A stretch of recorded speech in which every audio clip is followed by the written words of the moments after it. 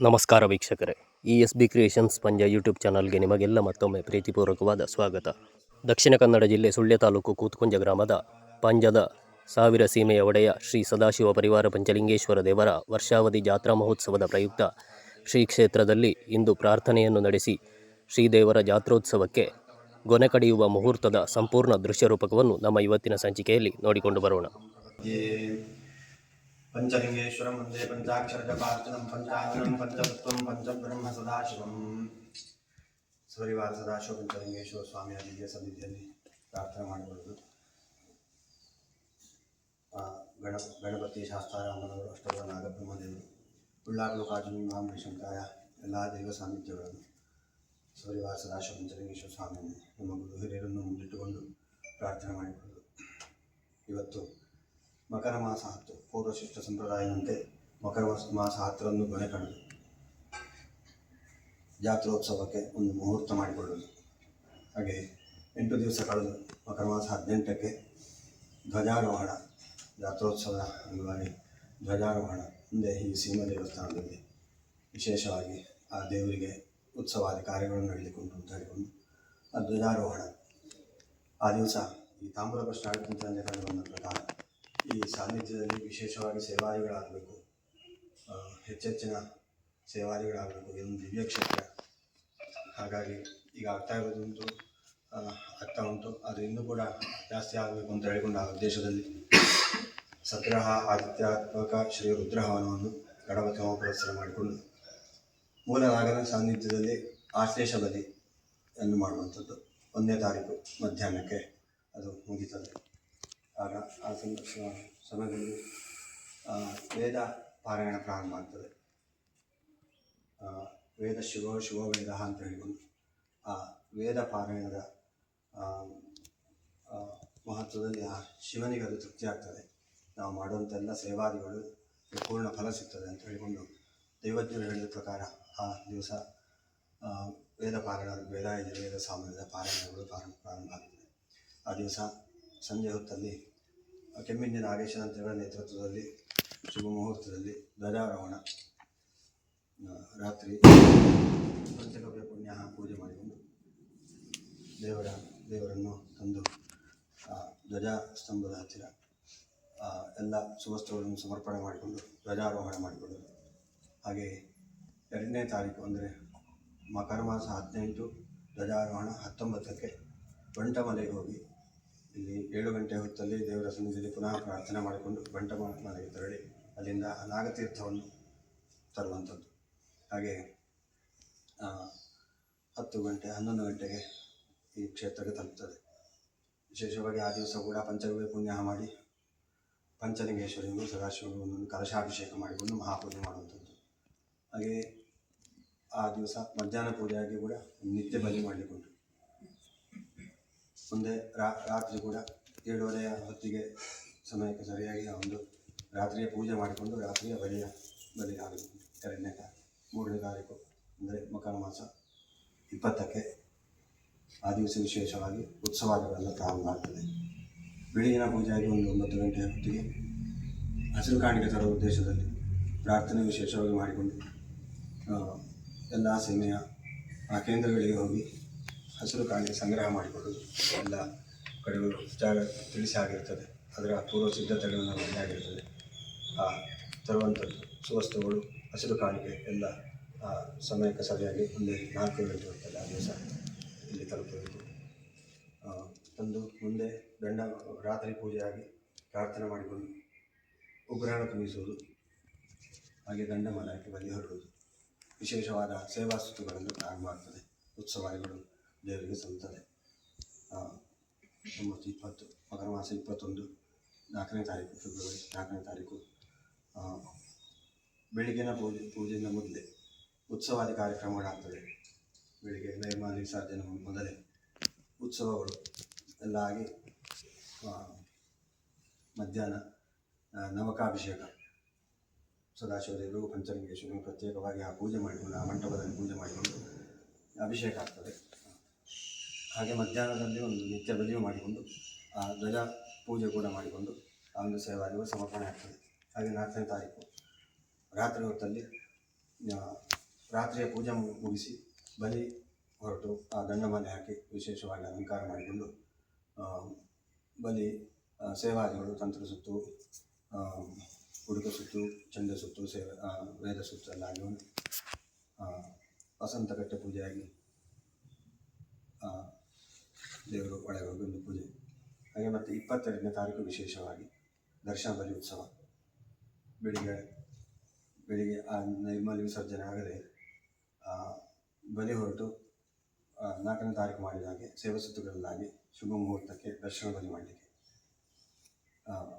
ವಿಶೇಷವಾದ ಸೇವೆ ಒಳ್ಳೆಯ ರೀತಿಯಲ್ಲಿ ನಡೀಬೇಕು. ದರ್ಶನ ಬಲಿಗೆ ಸೀಮೆಯ ಎಲ್ಲ ಭಕ್ತಾದಿಗಳು ಪಂಚದೇವರ ದರ್ಶನ ಬಲಿ ನೋಡಬೇಕು ಅಂತ ಹೇಳಿಕೊಂಡು ಆಗಮಿಸುತ್ತಿದ್ದಾರೆ. ಹಾಗಾಗಿ ಒಳ್ಳೆಯ ರೀತಿಯಲ್ಲಿ ಅವರಿಗೆ ಬೇಕಾದ ವ್ಯವಸ್ಥೆಯನ್ನು ನಾವೆಲ್ಲ ಮಾಡಬೇಕಾಗ್ತದೆ. ಹಾಗೆ ದರ್ಶನ ಬಲಿ ದಿವಸ ಅದಾಗಿ ಬಟ್ಟಲು ಕಾಣಿಕೆ, ದೇವರ ಭಂಡಾರಕ್ಕೆ ಸಲ್ಲುವಂತಹ ಕಾಣಿಕೆ ವಿಶೇಷವಾಗಿ ನಮ್ಮ ಭಕ್ತರಿಂದೆಲ್ಲ ಒಂದು ಸಮರ್ಪಣೆ ಆಗಲಿ ಉಂಟು. ಅದಾಗಿ ಬಂದು ದೇವರಿಗೆ ಬೆಳಗಿನ ಪೂಜೆ ಆಗಬೇಕು, ಬೆಳಗಿನ ಅಭಿಷೇಕ ಪೂಜೆ ಆಗಬೇಕು, ಮಧ್ಯಾಹ್ನದ ನವಕಾಭಿಷೇಕ ಪೂಜೆ ಆಗಬೇಕು, ಪುನಃ ಮಧ್ಯಾಹ್ನದ ಬಲಿ ಆಗಬೇಕು. ಎಲ್ಲವೂ ಕೂಡ ಸಮಯಕ್ಕೆ ಸರಿಯಾಗಿ ಆಗಬೇಕಾದ್ದು. ಬೆಳಗಿನ ಪೂಜೆ ನಾವು ಮಧ್ಯಾಹ್ನ ಮಾಡುವ ಹೊತ್ತಾಗ್ತದೆ, ಮಧ್ಯಾಹ್ನ ಪೂಜೆ 3 ಗಂಟೆ ಹೊತ್ತಿಗೆ ಮಾಡುವಾಗಾಗ್ತದೆ. ಇದು ಕಾಲ ವಿಳಂಬದ ದೋಷವು. ಹಾಗಾಗಿ ಎಲ್ಲರೂ ಕೂಡ ಸಮಯಕ್ಕೆ ಸರಿ ಆಗಬೇಕು ಅಂತ ಹೇಳ್ಕೊಂಡು ಒಂದು ಮಹದಾಸೆಯಿಂದ ನಾವು ಯಾವ ರೀತಿ ಬೆಳಿಗ್ಗೆ ತಿಂಡಿ, ಮಧ್ಯಾಹ್ನದ ಊಟ ಇದೆಲ್ಲ ಈಗ ಮಾಡ್ತೇವೆ, ಅದೇ ರೀತಿ ದೇವರಿಗೂ ಸಮರ್ಪಣೆ ಆಗಬೇಕು ಅಂತ ಉದ್ದೇಶದಲ್ಲಿ ಸಮಯಕ್ಕೆ ಸರಿಯಾಗಿ ನಾವು ಮಾಡುವಂತೆ ಕೂಡ ದೇವರಲ್ಲಿ ಪ್ರಾರ್ಥನೆ ಮಾಡಬೇಕು, ನಾವೆಲ್ಲರೂ ಸೇರಬೇಕು ಅಂತ ಹೇಳಿ ಪ್ರಾರ್ಥನೆ ಮಾಡಿಕೊಳ್ಬೇಕು. ಹಾಗೆ ದರ್ಶನದ ದಿವಸ ರಾತ್ರಿ ದೀಪೋತ್ಸವ, ಸೇವಾ ಸುತ್ತುಗಳು ಎಲ್ಲ ಆಗಿ ದೇವರ ಸೇವಾ ಸುತ್ತುಗಳಾಗಬೇಕೆನ್ನುವ ತಂತ್ರ ಸುತ್ತ ಆದ ಕೂಡಲೇ ಅಲ್ಲಿ ಕಟ್ಟೆ ಪೂಜೆ, ದೇವಗಳ ನರ್ತನ ಸೇವೆ, ಸವಾರಿ ಕಟ್ಟೆಗಳಿಗೆ ಹೋಗಿ ಆ ಸೇವೆಗಳು ಆಗಲಿಕ್ಕೆ. ಹಾಗೆ ಒಂದು ಸೇವಾ ಸುತ್ತುಗಳಾಗಿ ವಸಂತ ಕಟ್ಟೆ ಪೂಜೆ ಆಗಿ ಒಂದು ದೇವರನ್ನು ವಿಶೇಷವಾಗಿ ಪೂಜೆ ಮಾಡಿಕೊಂಡು ಆರಂಭಿಸಿದ್ದು. ಹಾಗೆ 6ನೇ ತಾರೀಕು 23ನೇ ಮಕರ ಸಂಕ್ರಮಣ 23ನೇ ದಿವಸ 6ನೇ ತಾರೀಕು ಬೆಳಗಿನ ಉತ್ಸವ ಆಗಿ ನವಕಾಭಿಷೇಕ ಆಗಿ ಮಹಾಪೂಜೆ ನಡೆದು ನಂತರ 6ನೇ ತಾರೀಕು ರಥವನ್ನು ಶುದ್ಧ ಮಾಡಿಕೊಂಡು ಅದಕ್ಕೆ ಬಲಿತರ್ಪಣೆಗಳನ್ನು ಮಾಡಿಕೊಂಡು ರಾತ್ರಿಯ ಪೂಜೆ ಆ ದಿವಸ ಇರುವುದಿಲ್ಲ. ರಥೋತ್ಸವ ಆಗಿ ಬಂದು ಸೇವಾ ಸುತ್ತುಗಳೆಲ್ಲ ನಡೆದಾದ ಮತ್ತು ಆ ರಥೋತ್ಸವ ಆಗಿ ಬಂದು ಒಳಗೆ ದೇವರು ಬಂದು ವಿಶೇಷವಾಗಿ ಎಲ್ಲರೂ ಕೂಡ ಸೀಮೆ ಭಕ್ತಾದಿಗಳು ಪಾಲ್ಗೊಳ್ಳುತ್ತಿದ್ದಾರೆ. ದೊಡ್ಡ ಸೇವೆ ನಡೆದಿದೆ. ಅದೆಲ್ಲಾಗಿ ಒಳಗೆ ಬಂದು ದೇವರ ಪೂಜೆ ರಾತ್ರಿ 12 ಗಂಟೆ ನಂತರ ಅಂತರ್ದಾಗ್ತಾ ಉಂಟು. ಅದು ಕೂಡ ಸಮಯ ವಿಳಂಬ ಆಗಬಾರ್ದು, ರಾತ್ರಿ ಪೂಜೆ ಆಗಬೇಕು, ಅದು ಬಂದ ನಂತರ ಆಗುವಂಥದ್ದು. ಹಾಗಾಗಿ ರಾತ್ರಿ ಪೂಜೆ ಆಗಿ ಪುನಃ ಶ್ರೀಭೂತ ಬಲೆ ಆಗಿ ಒಳಗೆ ಬಂದು ಶಯನೋತ್ಸವ, ದೇವರನ್ನು ಶಯನ ಬಡಿಸುವಂಥದ್ದು ಶಯನೋತ್ಸವ ಅಂತ ಹೇಳ್ಬೋದು. ಹಾಗೆ ಆ ಒಂದು ಉತ್ಸವಾದಿಗಳೆಲ್ಲ ಆಗಿ ಮುಂದಿನ ದಿವಸದಲ್ಲಿ ಶುಭ ಮುಹೂರ್ತದಲ್ಲಿ ಕವಟ ಬಂದಾಗಿರ್ತದೆ. ಶಯನೋತ್ಸವ ಆಗಿ ಕವಟ ಬಂದಾಗಿರ್ತದೆ. ಮರು ದಿವಸ ಕವಟ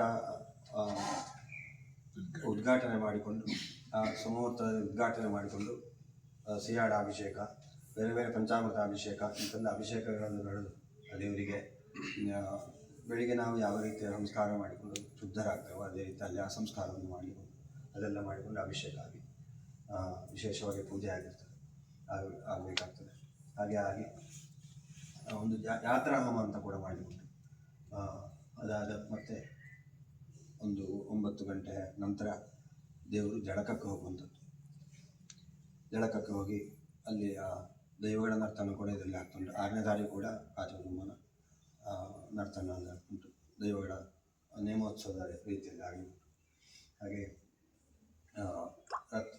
ಧ್ವಜಾವರೋಹಣ, ಜಳಕಕ್ಕೆ ಹೋಗಿ ಬಂದು ಧ್ವಜಾವರೋಹಣ, ಬಟ್ಟಲು ಕಾಣಿಕೆ ಕೂಡ ಆಗಬೇಕು. ಅದೆಲ್ಲವೂ ಕೂಡ ಒಳ್ಳೆಯ ರೀತಿಯಲ್ಲಿ ಸಾಂಗವಾಗಿ ನೆರವೇರಬೇಕು. ಎಲ್ಲ ಭಕ್ತಾದಿಗಳು ಪಾಲ್ಗೊಳ್ಳಬೇಕು. ಮುಂದೆ ಧ್ವಜಾವರೋಹಣ ಆಗಿ ಮಧ್ಯಾಹ್ನಕ್ಕೆ ಮುಗಿತದೆ. 2 ಗಂಟೆಗೆ ಎಲ್ಲವಾಗಿ 5 ಗಂಟೆಗೆ ಉಳ್ಳಾಕಲು ಕಾಚುವಿನ ಭಂಡಾರ ಹಿಡಿದು ಮೂಲ ಸ್ಥಾನಕ್ಕೆ ಹೋಗಿ ಅಲ್ಲಿ ಧ್ವಜಾರೋಹಣ, ಉಳ್ಳಾಕಲು ಧ್ವಜಾರೋಹಣ ಆಗಿ ಕಾಚುಗುಂಬ ನೇಮ ಹೇಳಲಿಕ್ಕುಂಟು. ಮರುದಿವಸ 8ನೇ ತಾರೀಕು ಉಳ್ಳಾಕುಳು ನಾಗನಕಟ್ಟೆಯಲ್ಲಿ ಉಳ್ಳಾಕುಳು ಮುಡಿಯಾಗಿ ಅಲ್ಲಿ ಒಂದು ಆಶ್ಲೇಷ ಬಲಿ, 1ನೇ ತಾರೀಕು ಆಶ್ಲೇಷ ಬಲಿ, ನಾಗತಂಬಿಲ ಅದೆಲ್ಲ ಆಗ್ತದೆ. ಆಗುವ ಕಾರಣ ಇಲ್ಲಿ 8ನೇ ತಾರೀಕು ಈಗ ಪ್ರತ್ಯೇಕವಾಗಿ ಪುನಃ ಇದಿಲ್ಲ, ಒಂದು ಅಗಲ ಹಾಕಿ ತಂತ್ರಿಮುಖಿಯನ್ನು ಕೇಳಿದ ಪ್ರಕಾರ ಒಂದು ಅಗಲ ಹಾಕಿ ಅಲ್ಲೊಂದು ನಾಗನಿಗೆ ಒಂದು ಆರತಿ ಮಾಡಿಕೊಂಡು ಉಳ್ಳಾಕುಳನ್ನು ಮುಡಿಯಾಗಿ ಉಳ್ಳಾಕುಳ ನೇಮೋತ್ಸವ ಅದೆಲ್ಲ ನಡೀಲಿಕ್ಕುಂಟು. ಅಲ್ಲಿ ಕೂಡ ಕಾಚುಗುಂಬ ಉಳ್ಳಾಕುಳಿಗೆ ಬಟ್ಟಲು ಕಾಣಿಕೆವಾಗಲಿಕ್ಕುಂಟು. ಹಾಗಾಗಿ ಧ್ವಜಾವರೋಹಣ ಆಗಿ ಭಂಡಾರ ಕೊಟ್ಟಿವಿ. ಅಲ್ಲಿ ಒಂದು ಇಟ್ಟು ಕಲಶಾಭಿಷೇಕ, ಆ ದಿವಸ ಸಂಪ್ರೋಕ್ಷಣೆ. ಇಲ್ಲಿ 25 ಕಲಶಗಳ ಪೂಜೆ ಮಾಡಿಕೊಂಡು ಸಂಪ್ರೋಕ್ಷಣೆಯ ಆ ಒಂದು ಭಾವದಲ್ಲಿ ಅಭಿಷೇಕ ಮಾಡಿಕೊಂಡು ಶುದ್ಧಿ ಮಾಡುವಂಥದ್ದು. ಗಣಪತಿ ಶಾಸ್ತ್ರ ಅಮ್ಮನವರು ಎಲ್ಲ ಸಾನ್ನಿಧ್ಯಗಳು, ಈ ಕ್ಷೇತ್ರಕ್ಕೆ ಸಂಬಂಧಪಟ್ಟಂಥ ಎಲ್ಲ ಸಾನ್ನಿಧ್ಯಗಳಿಗೂ ಅಭಿಷೇಕಾದಿಗಳು ಆಗಿ ಆ ಸೇವೆಗಳೆಲ್ಲ ಮಾಡಿ ಅದೇ ದಿವಸ ದೇವರಿಗೆ ಎಲ್ಲರಿಗೂ ಕೂಡ ಆ ಒಂದು ದೇವರ ಪ್ರಸಾದ ಸಿಗುವ ಅಂತ ಹೇಳಿ ಒಂದು ಮಂತ್ರಾಕ್ಷತೆ, ದೇವರ ಮಂತ್ರಾಕ್ಷತೆ ಪ್ರತಿಯೊಂದು ಮನೆಗೆ ಹೋಗಬೇಕು. ಎಲ್ಲ ಕಾರ್ಯಗಳು ಕೂಡ ಭಂಡಾರದಿಂದ ಆಗುವಂಥದ್ದು. ಅಂದರೆ ಎಲ್ಲ ಭಕ್ತಾದಿಗಳ ಕಾಣಿಕೆಯ ಸಮರ್ಪಣೆ ಮಾಡಿದ ಮೂಲಕ ಆಗುವಂಥ ಸೇವೆಗಳು. ಹಾಗಾಗಿ ಯಾರೂ ಬಾಕಿ ಆಗಬಾರ್ದು, ಎಲ್ಲರಿಗೂ ಕೂಡ ಪ್ರಸಾದ ಸಿಗಬೇಕು. ಎಲ್ಲರೂ ಕೂಡ ಇದೆಲ್ಲವೂ ಕೂಡ ನಮ್ಮಿಂದ ನಮ್ಮ ಒಂದು ಕಿಂಚಿತ್ತಾದಂತಹ ಒಂದು ಸೇವಾ ಸಮರ್ಪಣೆಯಿಂದ ಅದರೊಳಗಡೆಯಿಂದ ಆಗುವಂಥದ್ದು. ಹಾಗಾಗಿ ನಾವು ಕೂಡ ಪ್ರಸಾದ ಸಿಗಬೇಕು ನಮಗೆ ಕೂಡ ಅಂತ ಹೇಳಿಕೊಂಡು ಬಂದು ಆ ಭಾವದಲ್ಲಿ ಎಲ್ಲವನ್ನು ಸ್ವೀಕಾರ ಮಾಡಿಕೊಂಡು ಸಪರಿವಾರ ಸದಾಶಿವ ಪಂಚಲಿಂಗೇಶ್ವರನ ಪೂರ್ಣ ಅನುಗ್ರಹಕ್ಕೆ ಪಾತ್ರ ಆಗಬೇಕು. ಹಾಗೆ 9ನೇ ತಾರೀಕು ಅಮ್ಮನವರ ಪೂಜೆ, ಶಿರಾಡಿ ಭೂತ, ಶಿರಾಡಿ ನೇಮೋತ್ಸವ ಹಾಗೆ ಮಾಡುವಂಥದ್ದು.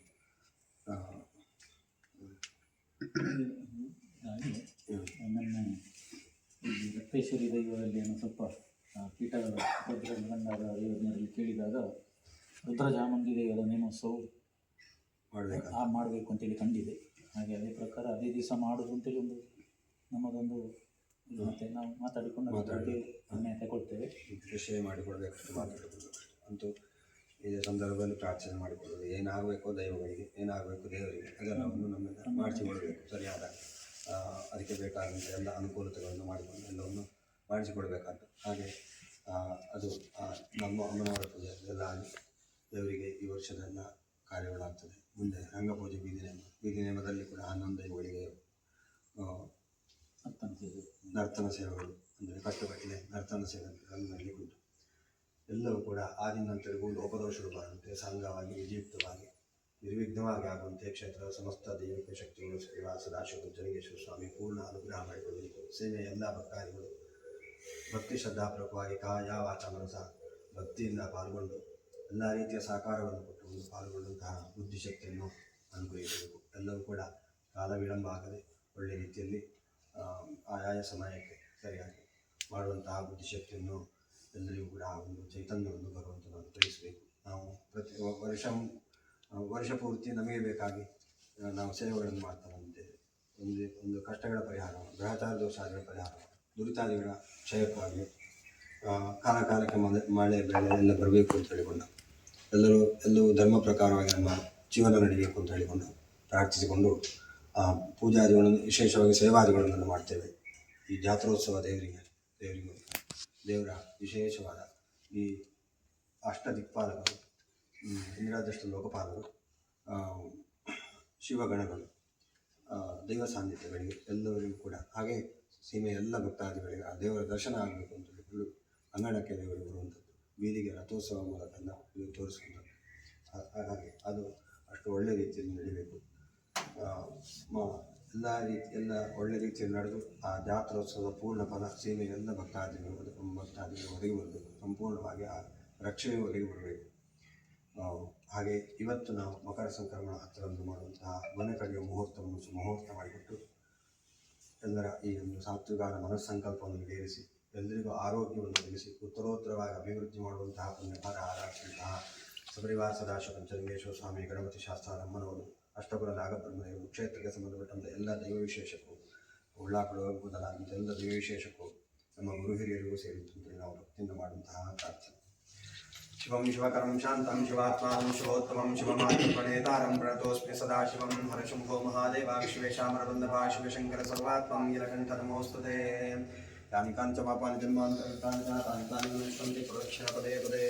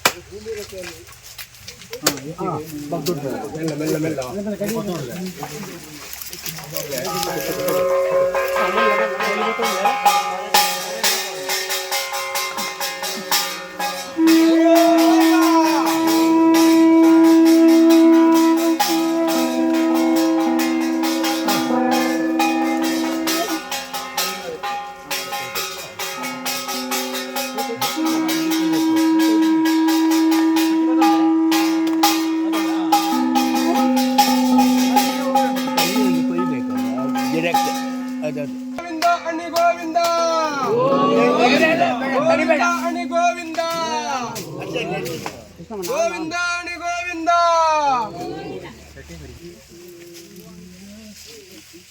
ಕುಂಬೆ ಮುಗಿತಂడి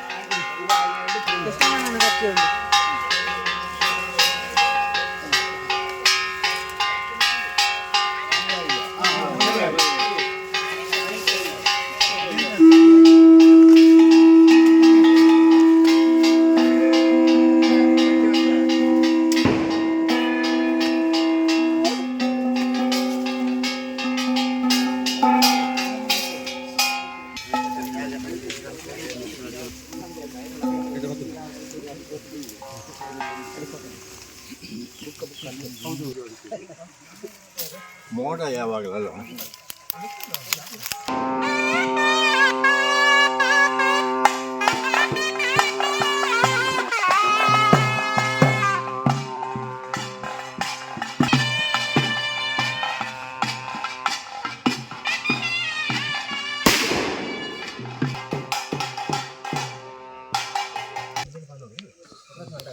ಒಂದೇ ಗೊತ್ತು ಒಂದೇ ಕ್ರಮ ಉಂಟು ಕನ್ಫರ್ಮ್ ಒಟ್ಟಾಗಿ ಮಾಡ್ತಿಲ್ಲ ಅವ ಇದೆಲ್ಲದು ಬರ್ಬೋದಾ ಸುದ್ದಿದಾರ ಬರೋಣ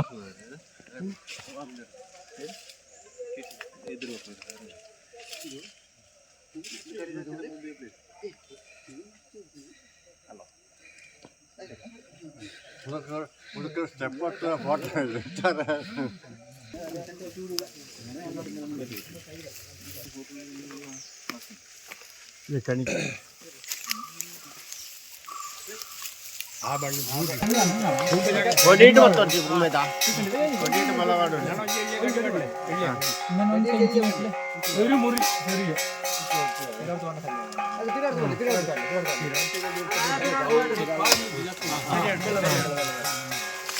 ಗೋವಿಂದ ಗೋವಿಂದ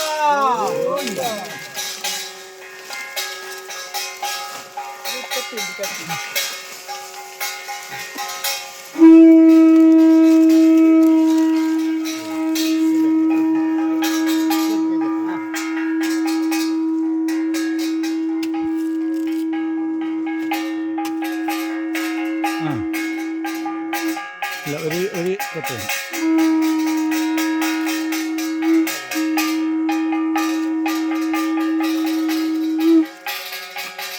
ready.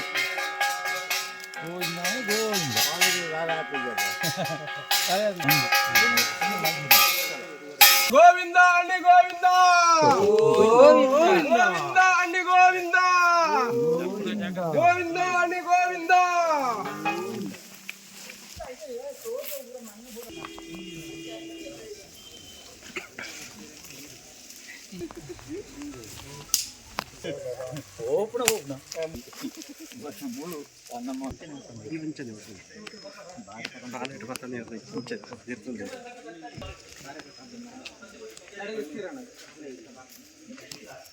ಎಲ್ಲರೂ ಒಂದು ಧ್ವಜಸ್ತಂಭದಲ್ಲಿ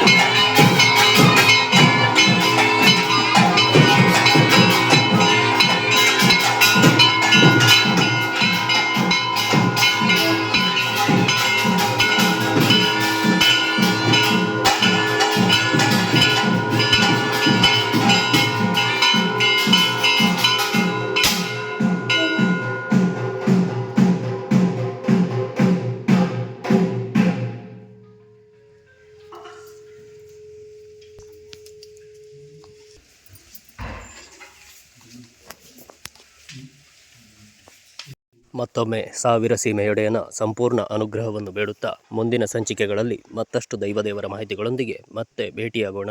ನಮಸ್ಕಾರ.